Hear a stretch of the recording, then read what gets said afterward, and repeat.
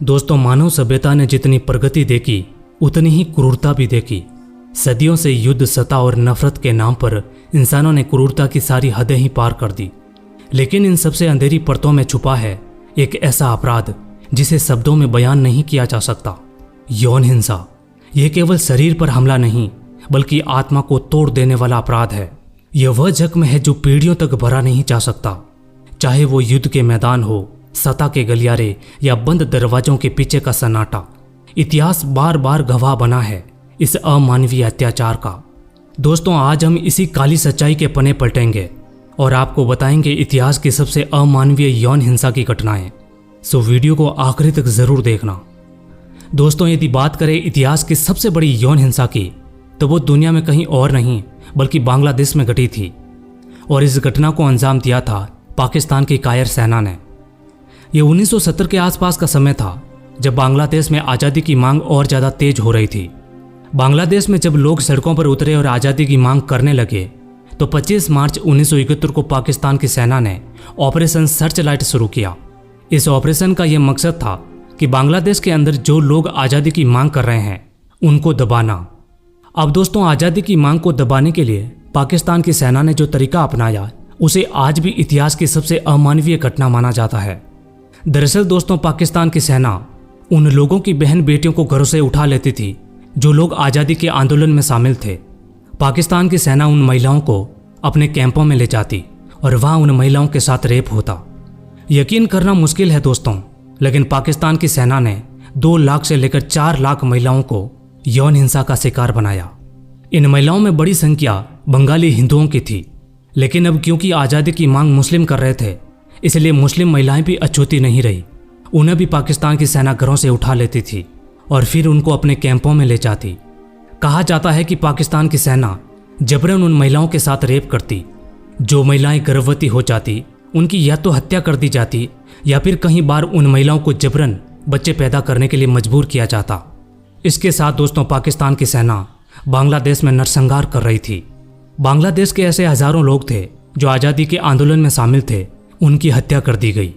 जब पाकिस्तान की सेना बांग्लादेश के अंदर ये नरसंहार और महिलाओं के साथ यौन हिंसा कर रही थी तो बांग्लादेश के करीब 1 करोड़ से ज़्यादा लोग भारत में आ गए।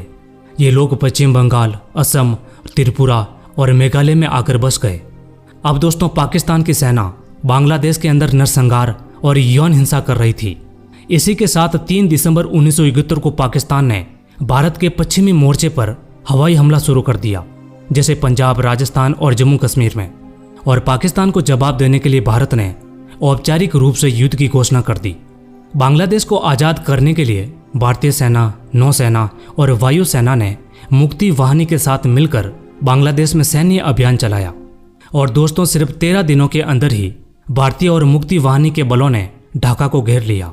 उसके बाद दोस्तों, 16 दिसंबर 1971 को पाकिस्तान की सेना के जनरल A.A.K. नियाजी ने 93,000 सैनिकों के साथ भारत के सामने आत्मसमर्पण कर दिया। ये वर्ल्ड वॉर 2 के बाद सबसे बड़ा आत्मसमर्पण था और उसी दिन से बांग्लादेश एक स्वतंत्र देश बन गया। दोस्तों, बांग्लादेश के आज़ाद होने के बाद वहाँ पर हजारों बच्चे पैदा हुए जिन्हें वॉर बेबीज कहा गया। इन बच्चों को उन महिलाओं ने जन्म दिया जिनके साथ पाकिस्तान की सेनाओं ने रेप किया था। इसके अलावा दोस्तों, ऐसी भी हजारों महिलाएं थीं जो सामाजिक कलंक से बचने के लिए कभी सामने आकर ये नहीं कहा कि उनके साथ रेप हुआ। लेकिन इतिहासकार मानते हैं कि 2 लाख से 4 लाख ऐसी महिलाएं थीं जिनके साथ पाकिस्तान की सेना ने रेप किया। और ये इतिहास की सबसे अमानवीय और सबसे बड़ी यौन हिंसा की घटना है। खैर दोस्तों, बाद में बांग्लादेश ने इन रेप पीड़ित महिलाओं को वीरांगना की उपाधि दी ताकि उन्हें सम्मान दिया जा सके। लेकिन दोस्तों, ऐसी हजारों महिलाएं थीं जो इस कलंक की वजह से कभी सामान्य जीवन में लौट नहीं पाई। इस घटना के बारे में और भारतीय सेना की बहादुरी के बारे में आपका क्या कहना है, मुझे कमेंट करके ज़रूर बताइएगा। नंबर 2 दोस्तों, अप्रैल 2008 को एम्स्टेटन, ऑस्ट्रिया में एक बहुत ही हैरान करने वाली घटना सामने आई थी। पता ये चला कि जोसेफ फिर्जिल नाम का एक आदमी अपनी एक बेटी जिसका नाम एलिजाबेथ था, उसको 24 सालों से बंधक बनाकर रखा, उसके साथ यौन शोषण किया और यहाँ तक कि एलिजाबेथ ने 7 बच्चों को जन्म भी दिया। दोस्तों, जब इस मामले की जांच हुई तो पता ये चला कि 1978 में जोसेफ फिट्जल नाम के इस आदमी ने अपने घर के नीचे एक गुप्त तहखाना बनवाया और 28 अगस्त 1984 को जब उसकी बेटी एलिजाबेथ 18 साल की हुई तो उसने उसे एक नशीला पदार्थ देकर तहखाने में कैद कर दिया। और जोसेफ ने पुलिस और परिवार को यह बताया कि एलिजाबेथ किसी धार्मिक संप्रदाय में शामिल हो गई और उसने घर छोड़ दिया। हैरानी की बात है कि उसके परिवार ने कभी उसके बेटी को ढूंढने की कोशिश नहीं की और न ही पुलिस में कभी रिपोर्ट लिखवाई। इधर जोसेफ अपनी 18 साल की बेटी को तहखाने में कैद कर दिया। और हैरानी की बात तो यह है दोस्तों कि एक बाप अपनी बेटी को 24 सालों तक बंधक बनाकर रखा, उसके साथ यौन शोषण किया और 7 बच्चे पैदा किए। एलिजाबेथ ने 1989 में कैस्टिन को जन्म दिया, 1990 में स्टेफिन को, 1992 में लिसा को, 1994 में मोनिका को, 1996 में 2 जुड़वा बच्चे हुए, एलेक्जेंडर और माइकल। लेकिन जन्म के बाद माइकल की मृत्यु हो गई। उसके बाद एलिजाबेथ ने 2002 में फेलिक्स को जन्म दिया। दोस्तों, एलिजाबेथ 24 घंटे उसी तहखाने में रहती। उसे किसी भी चीज़ की ज़रूरत पड़ती तो जोसेफ उसे लाकर देता। ये अप्रैल 2008 की बात है। एलिजाबेथ की सबसे बड़ी बेटी क्रिस्टीन गंभीर रूप से बीमार हो गई।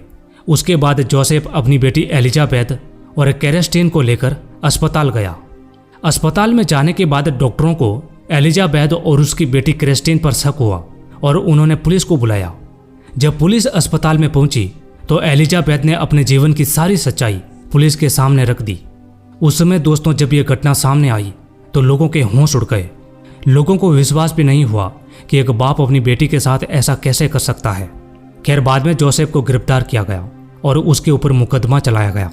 उसके बाद मार्च 2009 में जोसेफ को रेप, अनाचार, कैद और हत्या का दोषी पाया गया और जोसेफ को उम्र कैद की जेल सुनाई गई।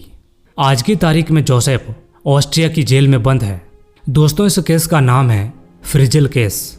इसे आधुनिक इतिहास के सबसे भयानक कैद और यौन शोषण मामलों में गिना जाता है।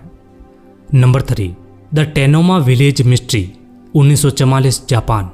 दोस्तों, ये 1944 का समय था। द्वितीय विश्व युद्ध अपने चरम पर था। जापान के उत्तरी भाग के एक छोटे से ग्रामीण क्षेत्र जिसे टेनोमा विलेज कहा जाता है, वहां पर एक हिंसक और रहस्यमयी अपराध हुआ। एक छोटे से गांव के अंदर 3 महिलाओं का रेप हुआ और बाद में उनकी हत्या कर दी गई। जब पुलिस इस घटना स्थल पर पहुंची तो इन 3 महिलाओं के शव खेतों के अंदर बिखरे पड़े थे। उनके शरीर पर अत्याचार और हिंसा के गंभीर निशान दिख रहे थे। जब पुलिस ने आसपास के गांव में पूछताछ की तो कई सारे लोगों ने यह दावा किया कि पास के सैन्य बैरक से जापानी सैनिक आए थे और उन्होंने ही इन 3 महिलाओं के साथ रेप करके इनकी हत्या की थी। खैर दोस्तों, बाद में जब जापानी सेना से इसके बारे में पूछा गया तो जापानी सेना ने उस पूरे विलेज के इलाके को सील कर दिया और सेना ने कहा कि वो इस मामले की जांच करेगी। कई दिनों तक उस गांव के अंदर कोई बाहरी आदमी जा नहीं पाया और बाद में जापान की सेना ने यह दावा किया कि यह अमेरिकी जासूसों का काम था। उन्होंने कहा कि अमेरिकी जासूस इस गांव में आए थे और उन्होंने ही 3 महिलाओं के साथ रेप किया और बाद में उनकी हत्या कर दी। दोस्तों, 1944 में इस घटना ने जापान में हड़कंप मचा दिया। जापान की सेना को सबसे बड़ा डर यह था कि कहीं आम जापानी लोगों का सेना के ऊपर से भरोसा ना उठ जाए। इसी वजह से जापान की सेना के बड़े अधिकारी कई बार इस घटना पर बोले। उन्होंने कहा कि यह काम अमेरिकी जासूसों का है, न कि जापान के सैनिकों का। दोस्तों, इस घटना की कई सालों तक जांच होती रही, लेकिन आज तक ये नहीं पता चल पाया कि उन 3 महिलाओं का रेप करके उनकी हत्या किसने की। इस घटना को आज भी जापान की सबसे रहस्यमयी और अनसुलझी घटनाओं में से एक माना जाता है। Number 4, Mary Jane Kelly, Jack the Ripper की आखिरी पीड़ित। दोस्तों, जैक द रिपर का नाम तो आपने सुना ही होगा। इसने 1888 के आसपास लंदन में 5 महिलाओं की हत्या की थी। इस अपराधी को कभी पकड़ा नहीं जा सका, बस पुलिस को इसका नाम पता था, जैक द रिपर। दोस्तों, इन 5 महिलाओं की हत्या में आखिरी हत्या मैरी जैन कैली की हुई थी। दोस्तों, मैरी कैली का जन्म 1863 में आयरलैंड में हुआ था।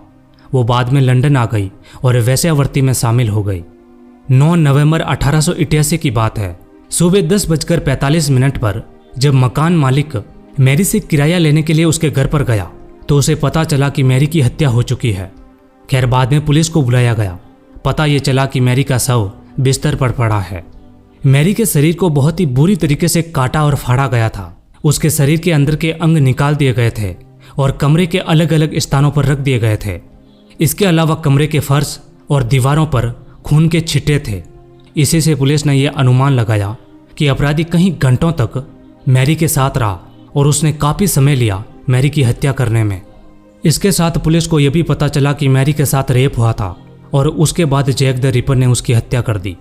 खैर दोस्तों, पुलिस ने कई सालों तक जैक द रिपर की तलाश की, लेकिन आज तक ये पता नहीं चल पाया है कि यह व्यक्ति कौन था और इसीलिए जैक द रिपर को इतिहास का सबसे रहस्यमयी हत्यारा माना जाता है। उम्मीद है दोस्तों वीडियो आपको पसंद आया होगा। यदि वीडियो अच्छा लगा हो और यदि आप ऐसे ही वीडियो देखना चाहते हैं तो वीडियो को लाइक करके इस चैनल को सब्सक्राइब ज़रूर कर देना, क्योंकि ऐसे ही वीडियो हम आपके लिए लाते रहेंगे। मिलते हैं अगले वीडियो में।